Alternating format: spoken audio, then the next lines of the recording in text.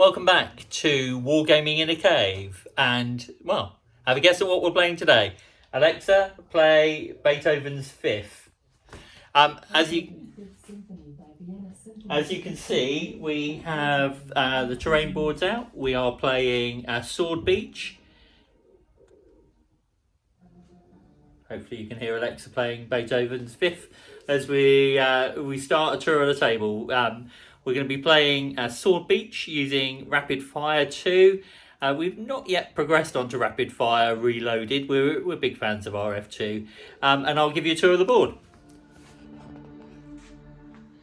Okay, so the terrain boards have all been handmade. They were made 2012, so quite some time ago.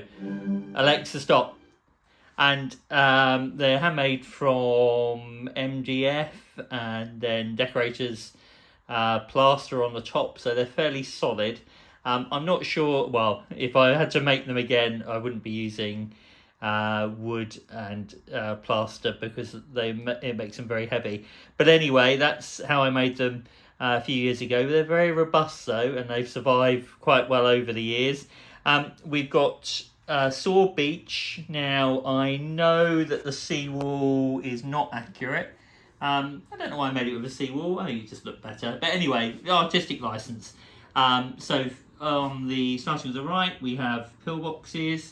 We have a strong point cod that the Germans will be defending and hoping that it doesn't get hit with too much naval fire.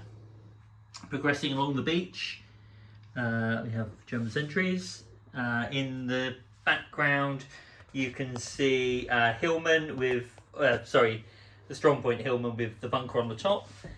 Then we come to the casino, which I know definitely was not there, but it was in The Longest Day, which was a big inspiration for me when I was a boy to get into wargaming, and it's very much on my table. Then we have the German sentry delivering the morning coffee, and the sentry looking out for those ships. And then we come on to River Bella. That's scratch built by Mick Saul for me a few years ago. Not Mick Saul, Keith Warren. Scratch built for me quite some time ago. But again, very robust, still in good condition and serving very well as the centerpiece for Sword Beach. So here we have the first wave of LCTs and DDs that will hopefully, as far as the British are concerned, make it safely ashore. We've got a mixture of Airfix kits. Well, the bridge layers are Airfix kits. Everything else is Britannia. I think the dozers are Raventhorpe, if I remember rightly. And the DDs certainly are Britannia. So there we have it. So let me just show you the view from the German side. This is a view from the German side of the table. All of those ships suddenly appearing in the early hours of June the 6th. I'll show you Hillman Bunker, or Strong Point, and another view of River Bella behind, and the casino, and Weestrom, and the German garrison. Not yet deployed. I'm sure that Dave has already decided where he will be placing them as far as garrisons are concerned. And as ever, we'll keep you updated as to how the invasion goes. So we're up to turn 3. You can see the British have landed.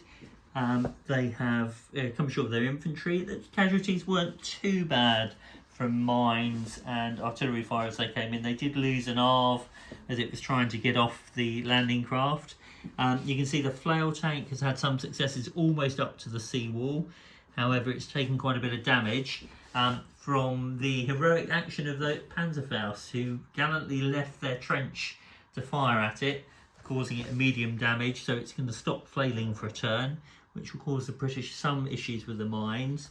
And they've had more infantry landed. They've lost some figures from machine gun firing and artillery as they're coming ashore. Further down the beach, they've suffered less casualties. and you can see the flail tank has almost made it to the wall. There's been lots of anti-tank firing down at this end, but so far the Germans have only managed to get a light damage on one tank. The bunkers though are largely intact. You can see the German with his coffee has retreated back to Rivabella.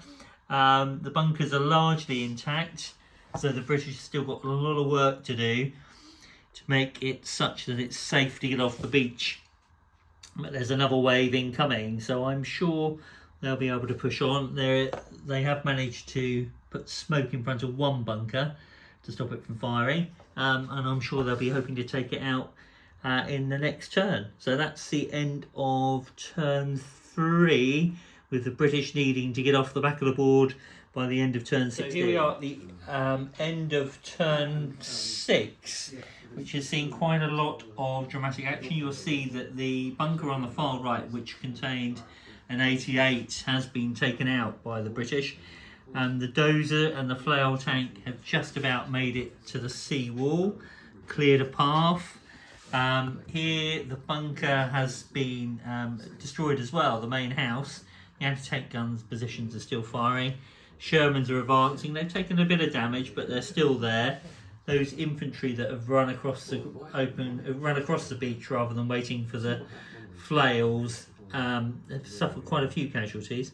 Over here, British progress has been slightly slower. They haven't taken out any of the bunkers they're facing yet, and they've been taking a lot of fire from Rivabella. Machine gun fire had a large impact on, of course, a lot of casualties on the engineers who landed on the far left. You'll see here Lovett and his commandos are ashore, waiting to sprint up the beach. There's still a couple of bunkers in front that are still manned.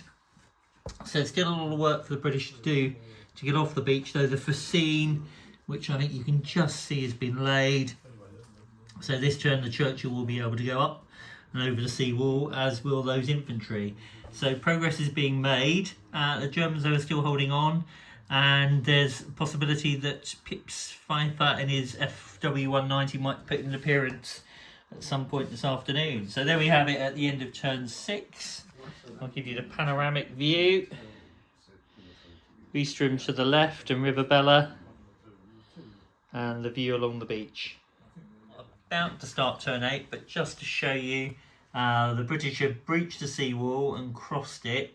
They've managed to cause quite a few casualties on the Germans defending the bunkers, but the Marines crossing the beach have been caught by artillery, and we just had Pips appear with his FW190, but the anti-aircraft from the landing craft managed to drive him off, but he could well be back. So more updates to follow as we progress into turn 8. So we are coming towards the end of turn 10. The Allies are making good progress. They've got off the beach down at the right hand side, and that bunker, there was smoke coming from it, and the house have all been assaulted and cleared of Germans. The bunker there with that smoke coming out of it was attacked successfully by the flamethrower. Over here, further down the beach, the British have got a ramp as well as a fascine now, and you can see in the distance the Churchill is leading the way. They're supported by the Marines who have stormed into this house here. They were rebuffed from successfully attacking the casino, but I suspect they'll be attacking again next turn. The Germans still hold Rivabella in quite some force. However, the Allies are skirting round and seeking to try and get off the table before the end of the game to go and support the paratroopers at Pegasus Bridge. So there we are at the end of turn 10. I'll give you another panoramic shot as I pull away, and there we go.